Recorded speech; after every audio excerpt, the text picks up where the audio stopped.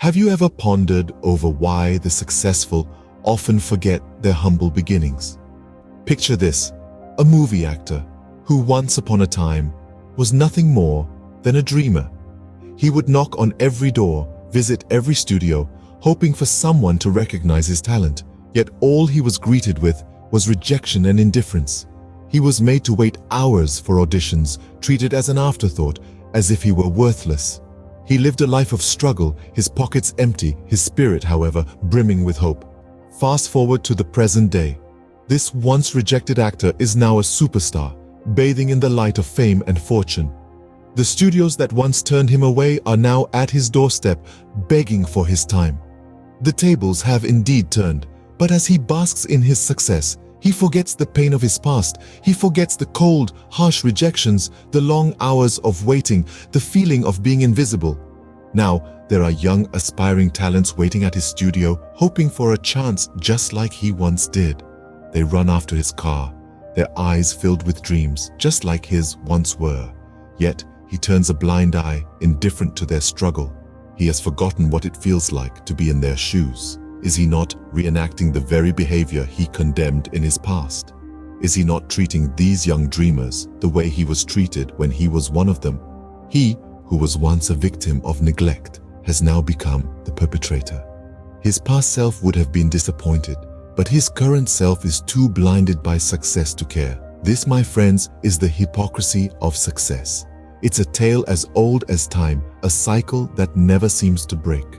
But it's a cycle we must strive to break for the sake of those who are still waiting, still hoping, still dreaming. Is he not reenacting the very behavior he condemned in his past? Now, consider this. Does newfound wealth change our perspective on empathy and kindness? Let's delve into the story of a man who, after hitting the jackpot, found himself catapulted into the realm of millionaires. Once upon a time, he was a regular Joe, with regular struggles, surrounded by relatives who were well off. These relatives, living in their ivory towers, often looked down upon him. His calls went unanswered, his visits unappreciated. They considered him as a burden, an inconvenience. This man, despite the harsh treatment, remained hopeful, dreaming of better days. Fast forward to the day when fortune favored him. He won the lottery and became a millionaire overnight. Suddenly, he was no longer the poor cousin or the needy nephew. He had climbed the social ladder and was now standing on the same pedestal as his wealthy relatives. One would think that his past experiences would make him empathetic towards those less fortunate, right? But alas, the man's newfound wealth seemed to have washed away his memories of struggle. He started looking at his poorer relatives through the same lens his wealthier relatives once used for him. He ignored their calls, avoided their visits, and treated them as burdens. He had become the very person he once resented. The irony of this situation is stark.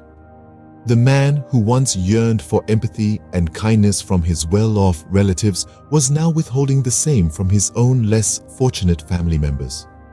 He had become a mirror image of his wealthy relatives, radiating the same indifference and arrogance he once despised.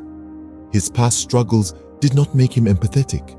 His wealth did not make him generous. Instead, he allowed his fortune to cloud his judgment and change his perspective on empathy and kindness. So we must ask ourselves, is this not a display of blatant hypocrisy?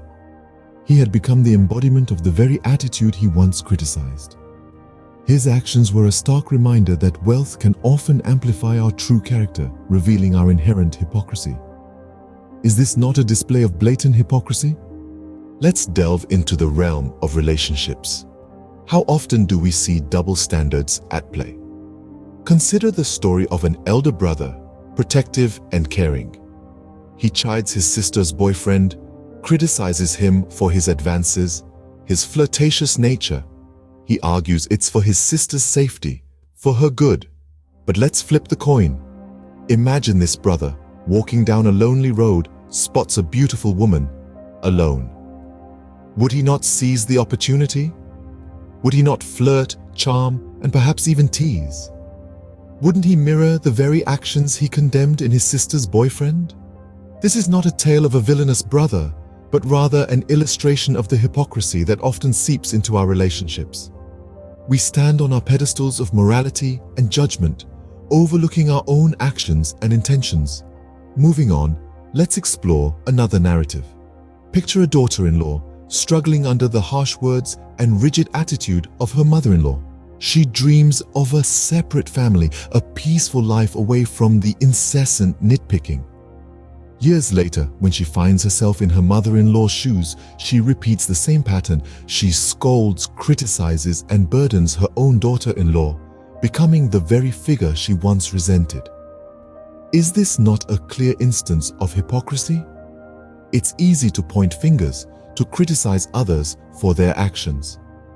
Yet when we find ourselves in their shoes, we often unknowingly repeat the same patterns, the same mistakes. We become the very people we once criticized, the very people we promised we would never become. These stories are not isolated incidents, but rather a mirror reflecting the hypocrisy that often dwells within our relationships. We judge others not by their intentions, but by their actions, while we judge ourselves by our intentions, not our actions. Are these not examples of hypocrisy at its finest? We may not always realize it, but our actions often contradict our words, our beliefs. It's a subtle hypocrisy, a subtle double standard that often goes unnoticed, and yet it's a hypocrisy that exists, a hypocrisy that we must acknowledge and address. How about those in positions of authority? Do they preach what they practice? Imagine a father, stern and unyielding, who scolds his young son for indulging in play during his free time. He warns the child to maintain discipline, to never argue with his elders, and to always obey his parents. Yet, this very father was once a child himself, a mischievous one at that, who would often ignore his elders, play to his heart's content, and live life on his own terms. Now, in his role as an authority figure, he places restrictions on his son that he himself could not adhere to during his youth. Isn't this a blatant show of hypocrisy? Or take the example of a politician. He criticizes the ruling government for accruing more debts and giving away freebies to the people, accusing them of fostering laziness and stunting the nation's progress. And yet, after the elections, when he finds himself in power, he follows the same path. He too offers freebies, accumulates debts, and does exactly what he accused his predecessors of doing. Isn't this the very essence of hypocrisy? These instances are not rare or isolated. They are common, everyday scenarios that we witness and experience.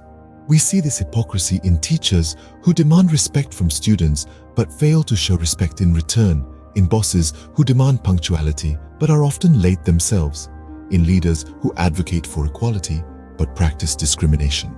Hypocrisy is not exclusive to any one person, group, or profession. It is a universal trait, deeply ingrained in human nature. It is the byproduct of our struggle between our ideals and our actions, between what we preach and what we practice. In positions of authority, this hypocrisy is often amplified. The power and control that come with authority can blur the lines between right and wrong, between what is preached and what is practiced. In the end, we must ask ourselves, are we any different? Would we act any differently if we were in their shoes? Or would we too become the epitome of hypocrisy, caught in the gap between our words and our actions? Is this not the epitome of hypocrisy? Are we all not hypocrites in one way or another? It's a question that encompasses the very essence of our journey through this video. We've explored the realms of success, wealth, relationships, and authority, and found a common thread woven through each one: the unavoidable hypocrisy. Reflect back to the superstar actor. He once stood in the shoes of the hopefuls waiting outside his studio, yet now he mirrors the behavior of those who once disregarded him. The hypocrisy of success, it seems, is a cruel cycle, replicating itself in each new generation of achievers. Then we delved into the hypocrisy of wealth. We saw a man, once scorned by his rich relative, become a mirror image of the very person he resented. Wealth didn't change his circumstances alone. It changed his perspective and, unfortunately, not for the better. And what about the intricacies of relationships? The elder brother protecting his sister, yet acting the same when he encounters a lone, attractive woman. The daughter-in-law becoming the mother-in-law she once complained about. Hypocrisy, it seems, is not exclusive to any one relationship. It permeates them all. Even in the sphere of authority, we found hypocrisy. A father, once a mischievous child himself, preaching discipline to his son, a politician criticizing the government's policies only to implement the same when in power.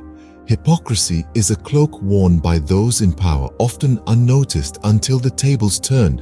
So we circle back to our question, are we all not hypocrites in one way or another? The answer, it seems, is a resounding yes. But perhaps it's not so much about the hypocrisy itself, but about our awareness of it. It's about recognizing the reflections of our own past actions in our present behavior, about striving to break the cycle where we can. So the question is not whether we are hypocrites, but rather how can we be mindful of our actions and strive to minimize our own hypocrisy?